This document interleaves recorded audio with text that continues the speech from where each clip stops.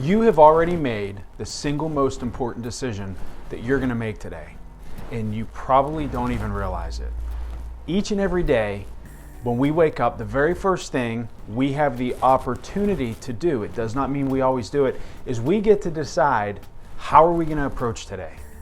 Are we going to get up and go through the motions, or are we going to live intentionally with a purpose, regardless of whatever limitations might be on our lives right now? Some can leave their home, some cannot leave their home. Some are with family, some are without family, but you have a choice on how you handle it and what you're doing each and every day. Many people don't have that opportunity. Many people aren't even able to identify that they do have that opportunity. So my question to you is this: what are you doing with that opportunity? Are you consciously choosing how you're going to move forward through the day? Are you letting other people consume your time and control your thoughts? Listening to other people and reading what other people have to say subconsciously sets your mind for the day. It sends you down a path that maybe you otherwise would not have gone down. How is anything productive going to come out of that? Where do you want to be when all of this is over? So, what I would like to point out, or what I would like to suggest to you, is to start thinking about what you think about throughout your day. Also, as it relates to decisions, make them faster. There's an old saying that says successful people make decisions very fast and change them very slowly, where unsuccessful people make decisions very slowly, but they change them very quickly. Make a decision, move on with it. Doesn't matter what yesterday was, doesn't matter what tomorrow might or not be. The only thing that matters is right now, today. The decisions you're making, the time that you have. Are you being productive? Are you taking care of your body? Having this time with a broken routine, it doesn't take long to form new habits, and it takes even less time to break existing habits. Are you falling into any habits that maybe you shouldn't be? Having too much time on your hand could prove to be detrimental. Are you doing things that are productive in nature, or are you doing things that are destructive in nature? Maybe you have a habit that you're not thrilled with. Maybe you're a light smoker and now you're smoking heavily because you're not that busy. Maybe you're a social drinker, but now you're drinking a little bit more than you should. You need to be careful. You need to be aware of what's going on, because that's how your life will change. And then on the other side, well, that's going to affect where you go. So if you're doing things that are changing your habits now, when life gets back to normal or as close to what it was, well, you're not going to be the same person that you were, so you can't expect to perform in the same capacity that you were. So you need to pay attention and think about what you're thinking about. Make your decisions quickly, and make them based on what's going to benefit you. Don't try to appease everybody else. Right now, there's uncertainty, and everyone wants to be the one that has that piece of knowledge. Everybody wants to be the one in the know.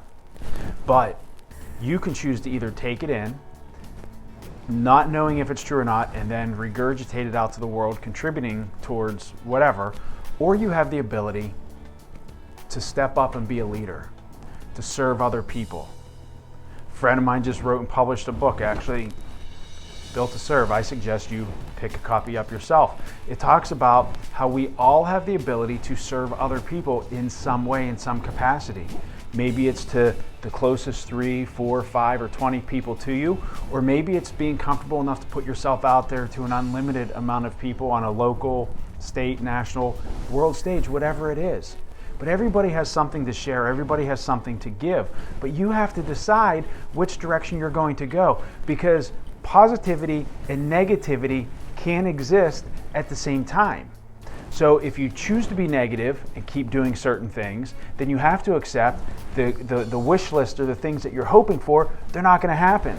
But then on the flip side, if you're positive and have what they call PMA, positive mental attitude, and whether you believe in the law of attraction or any of that stuff, but pretty much what you do and how you conduct and your productivity determines what lets in. There's a saying that's a little bit crude, but Stop attracting a-holes into your life. I'm not going to say the word. I attract very few a-holes into my life because I'm generally a pretty positive person, and people that are like that don't want to be around positivity because negativity loves company, right? Misery loves company. So if you're upbeat and positive and optimistic, regardless of what's going on around you, you're going to naturally attract what you're trying to get. The people, the optimists. Take better care of your health. When it comes on the other side, you're going to be stronger, you're going to be healthier, you're going to be physically stronger, you're going to be mentally healthier. You're in a better position to be a leader, a thought leader for the people around you. But I'm watching people with all this talent and ability and skills, and a lot that I know personally, and some just from observing them through platforms like this. I'm slowly watching people digress into just consumers of the information, of the knowledge, of the things that are being fed each and every day. And I'm not saying that they're not serious, and I'm not saying that we shouldn't pay attention to this stuff. But give it its due attention, put it where it needs to go, do what you need to do, and move on with your life. Do what you can do, but you have to decide if that's what you want. And if you don't, then don't be upset when things don't change. So make your decisions quickly once you figure out what you want, how you want to be. More importantly, 20 years from now, when you look back, do you want people to remember you, your family, your kids, somebody to remember you as somebody that was positive and stood up and was a leader and was responsible, but were actually trying to make the situation better by sharing a message? Or do you want to remember as somebody that just went out and bought and was scared and was hoarding?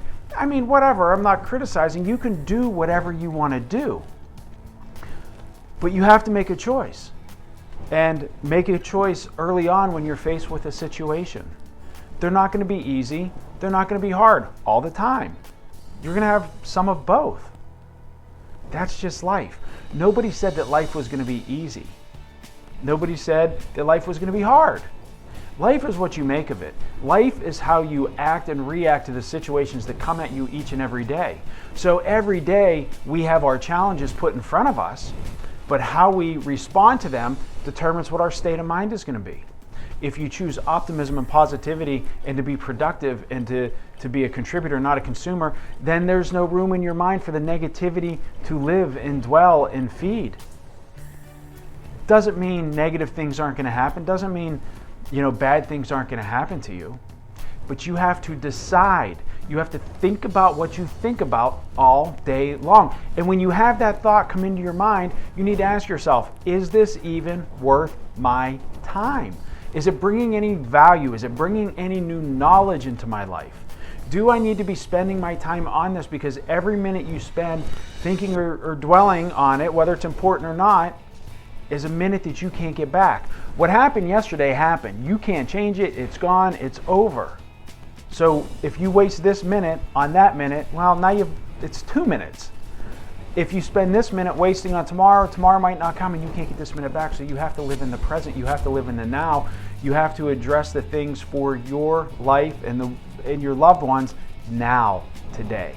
So you have a choice to make. You need to think about every morning when you wake up, what's the decision you're going to make? Are you going to be productive? Are you going to take action?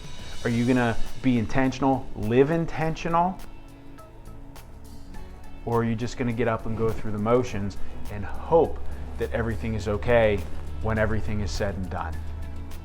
I know that you have it in you. You know that you have it in you. Everybody has great talents and abilities. Everybody has the ability to do something positive in somebody else's life. But that requires us to get out of our comfort zone in order to convey that. Who are the people that you like? Who are the people that you follow? Who are the people that you get your advice from? Why do you listen? Why do you value what they have to say? Now think about the people that you like to hear messages from. What if they weren't comfortable to put it out there? Maybe something I have said, I'd like to think maybe something I have said has helped somebody overcome stress, or maybe an addiction like I did with alcohol, or to get in better shape, or how to build a business, or how to learn new industries, and now how to take it and pay it forward. And hope and optimism is basically what I say. I say I'm a purveyor of hope and optimism, and that I hope that maybe I can help influence you to understand that you have greatness within you and you can do anything you want to. And I know that sounds motivational, but it is true. It took me a long time to get there. And now I just try to say, like, hey, look, I went through it, I did it, so can you, and I want to help you do that. And I can help you do that. And the way I can help you do that is by first letting you know that you can do that.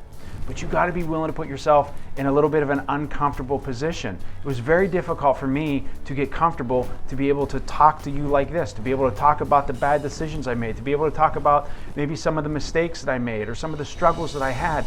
But you know, those things that happened to me, those things that happened to you, yeah, they may have contributed to make us who we are today, but it does not define who we have to be moving forward.